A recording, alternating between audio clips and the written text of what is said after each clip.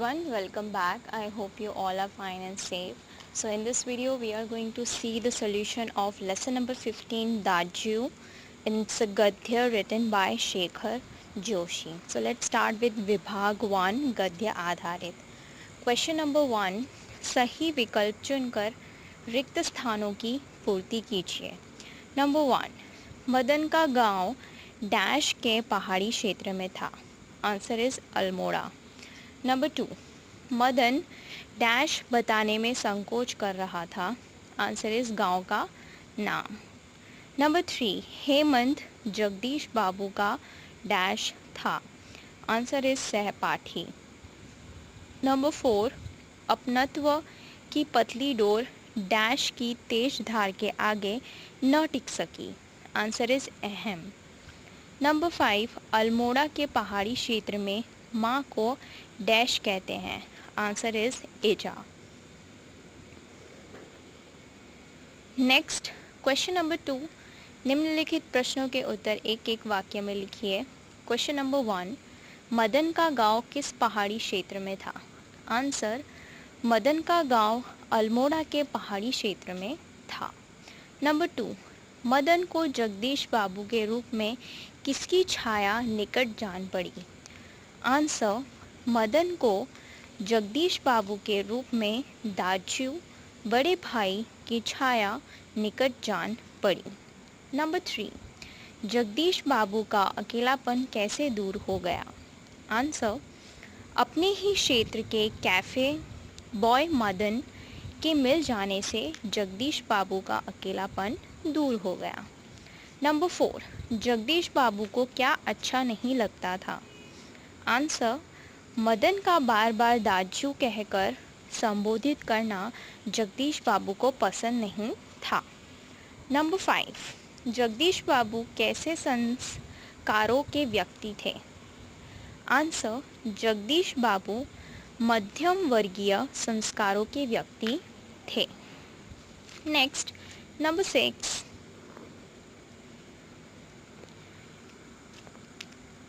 नए ग्राहक हेमंत को मदन ने अपना नाम क्या बताया. आंसर, नए ग्राहक हेमंत को मदन ने अपना नाम बॉय बताया. नंबर 7, जगदीश के व्यवहार से मदन को चोट क्यों पहुंची. आंसर, जगदीश बाबू के व्यवहार से मदन को चोट पहुंची क्योंकि अपने प्रति उसके अपनत्व पर प्रहार किया था. नंबर 8, दाजू का अर्थ क्या है. आंसर, दाजू का अर्थ बड़ा भाई होता है. नंबर 9, मदन को किसका भेद मालूम हो गया. आंसर, मदन को पहाड़ और जिले का भेद मालूम हो गया. नंबर 10, मदन के मन की व्यथा कैसे दूर हो गई. आंसर, सिसकियां भरकर रो लेने से मदन के मन की व्यथा दूर हो गई. नेक्स्ट क्वेश्चन नंबर 3, निम्नलिखित प्रश्नों के उत्तर 2-3 वाक्यों में लिखिए. नंबर 1, जगदीश बाबू के चेहरे पर पुती एकाकीपन की स्याही कैसे दूर हो गई.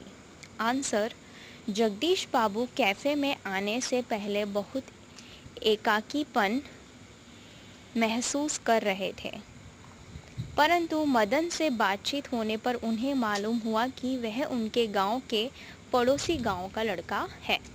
इस प्रकार मदन के प्रति अपनेपन का भाव आने पर जगदीश बाबू के चेहरे पर पुती एकाकीपन की स्याही दूर हो गई. नंबर 2, मदन जगदीश बाबू को दाजू कहकर क्यों संबोधित करने लगा.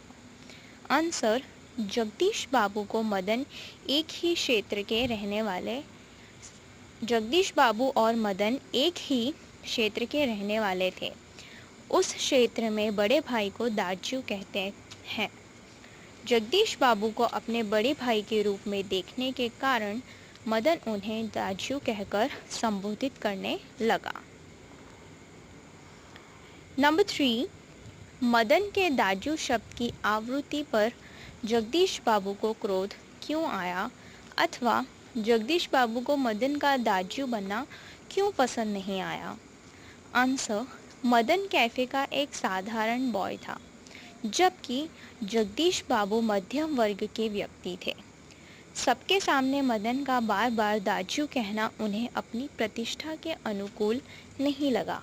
इसलिए मदन के दाजू शब्द की आवृत्ति पर जगदीश बाबू को क्रोध आया। नेक्स्ट, निम्नलिखित प्रश्नों के उत्तर 5-6 वाक्य में लिखिए। नंबर 1, जगदीश बाबू को पहले पहले नए शहर में आकर कैसा लगता था? आंसर, जगदीश बाबू अपने गांव से बहुत दूर के शहर में आए थे। वे अकेले थे। यहाँ का वातावरण उनके गांव के वातावरण से बिल्कुल भिन्न था। गांव में यहाँ के चौक जैसी चहल पहल नहीं थी। वहाँ कैफ़े के जैसा शोरगुल नहीं था। उन्हें लगता था जैसे वे अपनेपन की सीमा से बहुत दूर आ गए हैं। इस तरह जगदीश बाबू को पहले पहले नए शहर में आकर बहुत अकेलापन लगता था। नेक्स्ट, नंबर 2, लेखक ने मनुष्य की भावनाओं को विचित्र क्यों बताया है? आंसर, मनुष्य के मन को समझ पाना बहुत मुश्किल है। कभी कभी जब उसके साथ कोई नहीं होता, तब निर्जन एकांत में भी वह स्वयं को अकेला अनुभव नहीं करता। उस एकाकीपन में भी उसे अपनेपन की अनुभूति होती है। इसके विपरीत कभी कभी सैकड़ों लोगों के बीच होकर भी वह सूनापन महसूस करता है। उसे सब कुछ पराया, अपनत्वहीन लगता है। मनुष्य मन ही इन्हीं अटपटी स्थितियों के कारण लेखक के उनकी भावनाओं को विचित्र बताया है।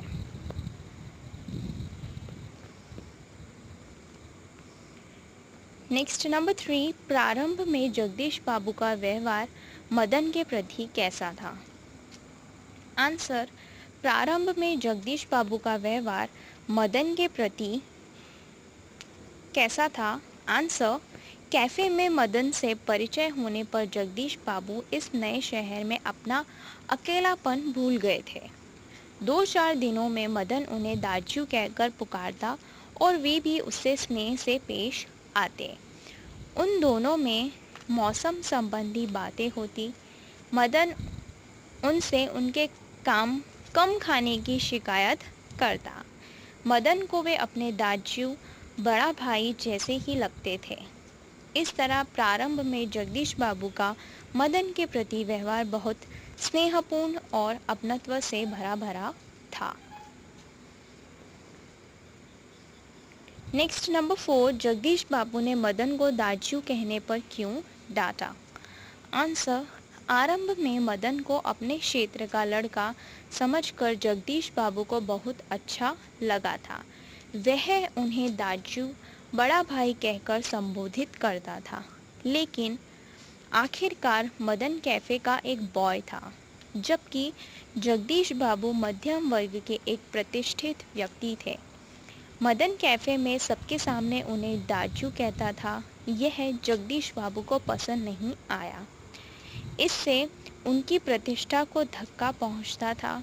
इसलिए उन्होंने दाजू कहने पर मदन को डांटा। नंबर 5, दाजू कहानी में बाल मन की संवेदना का मार्मिक चित्रण हुआ है, समझाइए। आंसर, दाजू कहानी का मुख्य पात्र मदन 9-10 वर्ष का बाल मजदूर है। कैफ़े में आए जगदीश बाबू से परिचय होने पर उसे बहुत खुशी हुई थी। वे उसके गांव के पड़ोसी गांव के थे, जहां बड़े भाई को दाजू कहते हैं। कोमल मन के मदन को ऐसा लगा था जैसे उसे उसका बड़ा भाई ही मिल गया हो। दोनों के संबंध में बड़ी निकटता आ गई थी। लेकिन एक दिन दाजू कहने पर जब जगदीश बाबू ने उसे डांटा तो उसके कोमल मन पर गहरी चोट लगी। जिसे वह बड़ा भाई मानता था, उसका बुरी तरह डांटना वह सहन न कर सका। मैनेजर से सिर दर्द का बहाना करके वह सिसकियां भर भर के रोया। इसके बाद जगदीश बाबू उसके दाजू नहीं रहे, वह उनके लिए सिर्फ बॉय रह गया। Next we are going to continue with विभाग 2 व्याकरण आधारित। क्वेश्चन नंबर 1, निम्नलिखित मुहावरों के अर्थ देकर वाक्य प्रयोग कीजिए। नंबर 1, अजनबीपन की खाई दूर होना। अर्थ, अच्छी तरह परिचय होना। वाक्य, 2-4 मुलाकातों में हमारी अजनबीपन की खाई दूर हो गई। नंबर 2, अपनेपन के रंग में रंगना। अर्थ, बहुत घनिष्ठता हो जाना। वाक्य, बुआ जी ने बहुत जल्दी हमें अपनेपन के रंग में रंग लिया। नंबर 3, मुंह तमतमाना। आंसर, क्रोध से चेहरा लाल हो जाना। वाक्य, अपना अपमान होते देखकर ठाकुर का मुंह तमतमा उठा। नंबर 4, ज्वालामुखी सा फटना। अर्थ, अत्यंत क्रोध में बोलना। वाक्य, देर से घर आने पर माँ का क्रोधपूर्ण चेहरा देखकर लगा जैसे वे ज्वालामुखी सा फटने लगेंगी। क्वेश्चन नंबर 2, निम्नलिखित शब्दों के विरोधी शब्द लिखिए। नंबर 1, थोड़ा। आंसर, बहुत। नंबर 2, चंचल। आंसर, स्थित। नंबर 3, सामने। आंसर, पीछे। नंबर 4, अपना। आंसर, पराया। नंबर 5, दूर। आंसर, निकट। नंबर 6, स्मृति। आंसर, विस्मृति। नेक्स्ट क्वेश्चन नंबर 3, निम्नलिखित शब्दों के पर्यायवाची शब्द लिखिए। नंबर 1, अनुमान। आंसर, अंदाज। नंबर 2, निर्जन। आंसर, सुनसान। नंबर 3, जनरव। आंसर, कोलाहल। नंबर 4, विरक्ति। आंसर, उदासीनता। Number 5, him. आंसर, बर्फ। नंबर 6, रिक्तता। आंसर, खालीपन। नंबर 7, शिथिलता। आंसर, आलस्य। नंबर 8, अहम। आंसर, अहंकार। नंबर 9, वेदना। आंसर, पीड़ा। नंबर 10, निकट। आंसर, पास, करीब। क्वेश्चन नंबर 4, निम्नलिखित शब्द समूह के लिए एक शब्द लिखिए। नंबर 1, किसी का साथ न होना। आंसर, निरसंग। नंबर 2, बिना किसी प्रयास के। आंसर, अनायास। नंबर 3, लोगों के आने जाने की ध्वनि। आंसर, जनरव। नंबर 4, जहाँ कोई न हो ऐसा स्थान। आंसर, निर्जन। नेक्स्ट नंबर 5, निम्नलिखित शब्दों के उपसर्ग पहचान कर लिखिए। क्वेश्चन नंबर 1, संबोधित। सम प्लस बोधित। नंबर 2, स्वच्छ। सु प्लस अच। नंबर 3, निर्जन। नि प्लस जन। नंबर 4, अभिमान। अभि प्लस मान। नंबर 5, विस्मृति। आंसर, वी प्लस स्मृति। नंबर 6, निसंग। आंसर, नेह प्लस संग। नंबर 7, अनायास। आंसर, अन प्लस आयास। नंबर 8, प्रत्यायन। आंसर, प्रति प्लस आयन। नंबर 9, प्रतीक्षा। प्रति प्लस इच्छा। नंबर 10, विरक्ति। वी प्लस रक्ति। नेक्स्ट क्वेश्चन नंबर 6, निम्नलिखित शब्दों के प्रत्यय पहचान कर लिखिए। नंबर 1, अपनत्व। अपना प्लस त्व। नंबर 2, प्रभावित। प्रभाव प्लस इत। नंबर 3, क्रोधित। क्रोध प्लस इत। नंबर 4, विरक्ति। विरक्त प्लस ई। नंबर 5, स्वाभाविक। स्वभाव प्लस एक। नंबर 6, अहंकार। अहम प्लस कार। नंबर 7, ज्वालामुखी। ज्वाला मुख प्लस ई। नंबर 8, अनुभूति। अनुभूत प्लस ई। नंबर 9, संबंधी। संबंध प्लस ई। नंबर 10, लेखक। लेख प्लस क।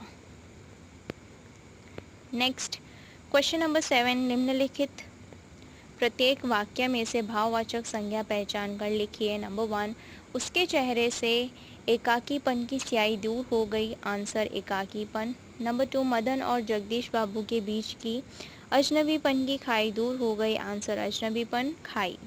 नंबर 3, आया दाजू शब्द को उतना ही आतुरता और लगन से वह दोहराता। आंसर, आतुरता, लगन। नंबर 4, जगदीश बाबू का मुंह क्रोध के कारण तमतमा गया। आंसर क्रोध। नंबर 5, अचानक उसकी भेंट बचपन के सहपाठी हेमंत से हो गई। आंसर बचपन। नंबर 8, निम्नलिखित प्रत्येक वाक्य में से विशेषण पहचान कर लिखिए। नंबर 1, अध जले सिगरेट का एक लंबा कश खींचते हुए उसने प्रवेश किया। आंसर अध जले एक लंबा। नंबर 2, मनुष्य की भावनाएं बड़ी विचित्र होती हैं। आंसर बड़ी विचित्र। नंबर 3, मदन एक पहाड़ी बालक था जो होटल में काम करता था। आंसर एक पहाड़ी।